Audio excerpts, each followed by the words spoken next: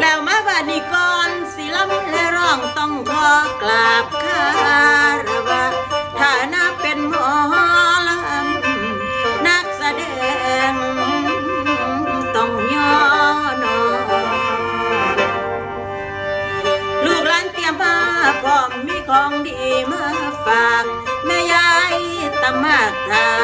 ตะวันคอยคำแล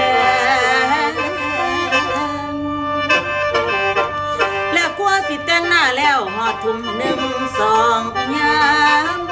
สามทุ่มมาพอดีอีแม่ยายได้ขออีกจอ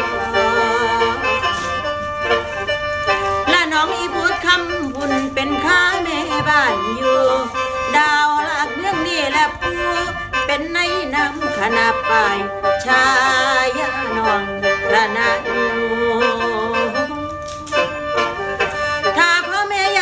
หมอลำหมู่พวงดัง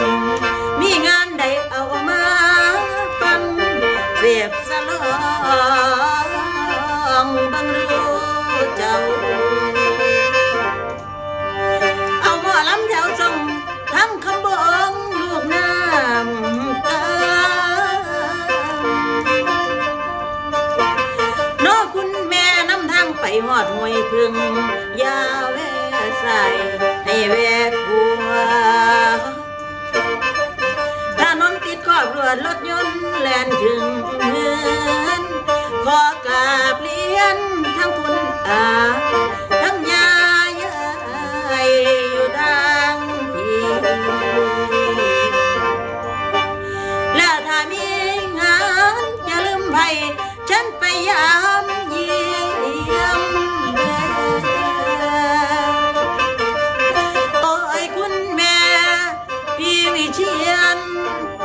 แก่บ้านนั้นแหล่ให้บังเขาสาวหมอลำสิย่อมวนสำนวนก่อนออกมาใหม่ในเรื่องที่แทงหันนิทานจานแห่งหายค่อยฟังบัน